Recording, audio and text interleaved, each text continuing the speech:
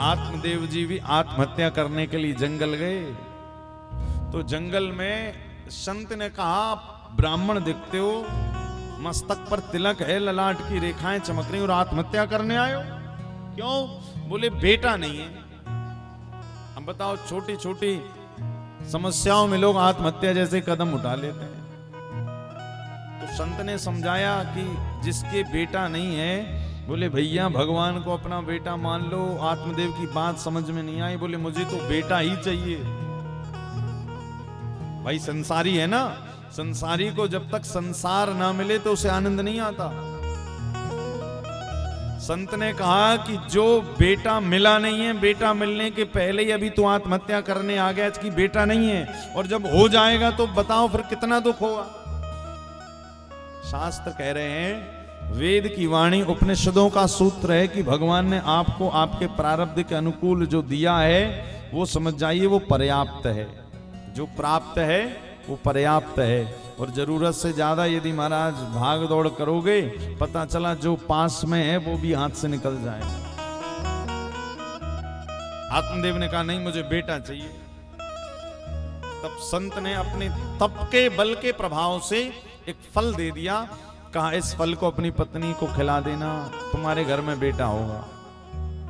अब देखिए, बेटा भी हुआ नहीं धुंधकारी के तो आत्महत्या करने चले गए। शास्त्र कह रहे हैं, जो वस्तु आपको नहीं मिली और उस वस्तु की कामना के कारण यदि दुखी हो रहे हो, तो समझ जाना जब वो वस्तु मिलेगी ना तो आपको दुख ही देगी। ये उन लोगों के लिए जो दिन रात भगवान से शिकायत करते रहते हैं, भगवान आपने तो हमें कुछ दिया ही नहीं। भाई भगवान ने कुछ सोच समझ कर ही नहीं दिया। यदि देते तो पता नहीं उस देने के बाद आपके जीवन में क्या विकार आ जाता। नारद जी जब गए, रामचरितमानस में लिखा है, तो भगवान नारायण से क्या मांगा? बोले प्रभु हरि मुख दे दो। अब देखिए, कायदे से तो हरि मुख देना चाहिए, यानी नारायण भगवान को अपना मुख देना चाहिए, किंतु क्या हुआ? भगवान ने बंदर का मुंह क्यों दिया? क्योंकि नारद जी ने यह कहा कि प्रभु आप अपना मुख हमें दे दो, और वो मांगने के बाद में नारद जी ने दूसरी बात कही, क्या? जेहि विधि हो ये नाथ हित मोरा, करहु सुबेग दास में तोरा। करहु सुबेग दास में तो। नारद जी ने कहा हरि मुख दे दीजिए, और उसके बाद कह दिया कि जय विधि होए नाथ हित मोरा।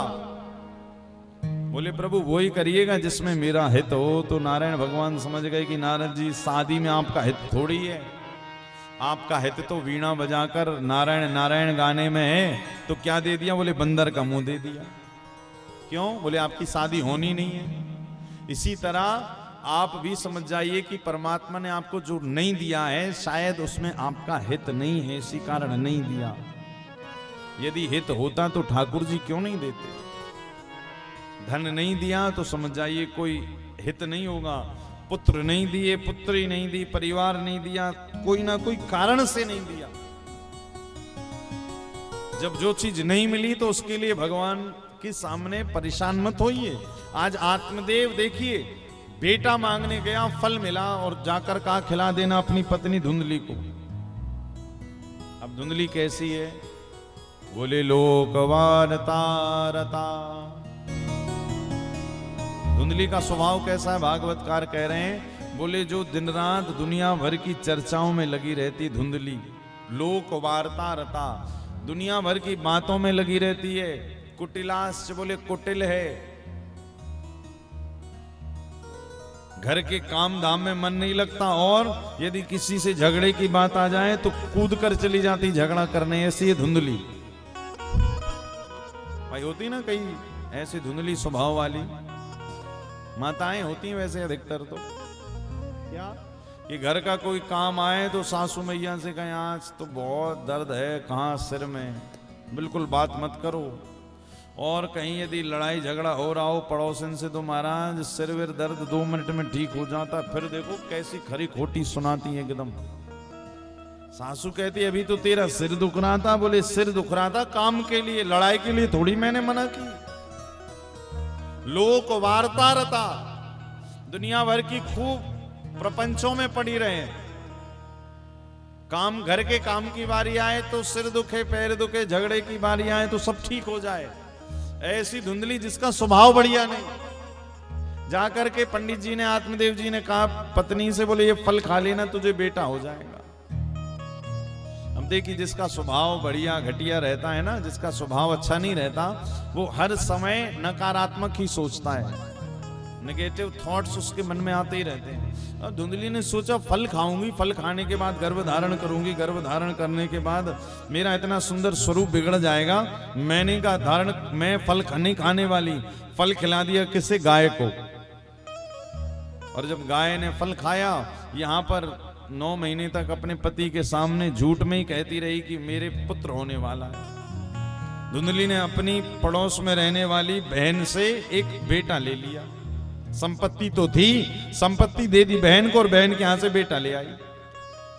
अब जब बेटा लेकर आई 9 महीने बाद, तो आत्मदेव ने कहा जय हो प्रभु, मेरा नाम आत्मदेव तो मेरे बेटे का नाम परमात्मदेव।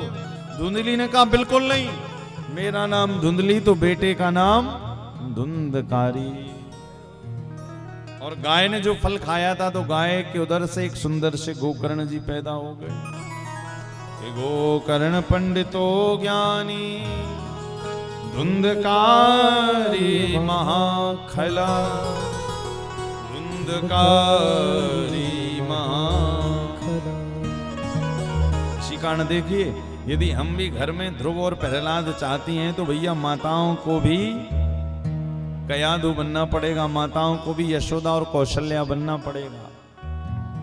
आजकल माताओं की शिकायत रहती है, बोले महाराज जी बेटा कुसंगी हो गया, तो बेटे के कुसंगी होने का कारण बेटा नहीं है, आपके संस्कार हैं। धुंधली स्वभाव त्यागी। धुंधली स्वभाव क्या है?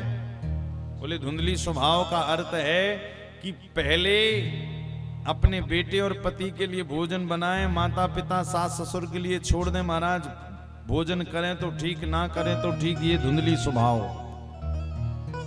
दूसरा धुंधली स्वभाव क्या है? बोले विवाह के बाद जब बेटी अपने ससुराल चली जाए तो फोन करके बेटी को अशिक्षा प्रदान करना, ये धुंधली स्वभाव है।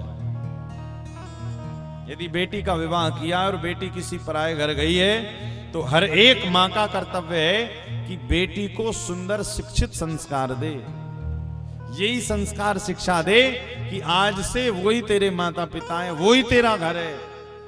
अरे तू तो हमारी है ही, किंतु जिन दूसरे के माता पिता को तूने अपना बना लिया, सबसे बड़ा संस्कार वही है। और जो फोन कर करके महाराज दिन रात अपनी बेटियों को कहते हैं कि काम कर, ऐसा करना, ऐसा मत करना, पहले अपने पति का ध्यान रखना, सास ससुर को बनाना नहीं बनाना, जाने देना, ये धुंधली स्वभाव, ये गलत है। यदि ऐसा स्वभाव रहेगा तो याद रखिएगा, फिर घर में प्रहलाद ध्रुव नहीं आएंगे, फिर घर में धुंधकारी आएगा। फिर मत कहिएगा भगवान आपने धुंधकारी दे दिया। अरे भैया आप धुंधली बनी रही तो धुंधकारी मिल गए। और ध्रुव प्रहलाद चाहते हो तो जरा भगवान का भजन करते हुए और परिवार की मर्यादाओं का पालन करते हुए जब आप जीवन यापन करती हैं, तो घर में फिर ध्रुव प्रहलाद जैसे भक्त आते हैं। आज आत्मदेव ने जैसे ही देखा बेटा धीरे धीरे बड़ा हुआ, धुंधकारी। अब धुंधकारी कैसा था? धुंधकारी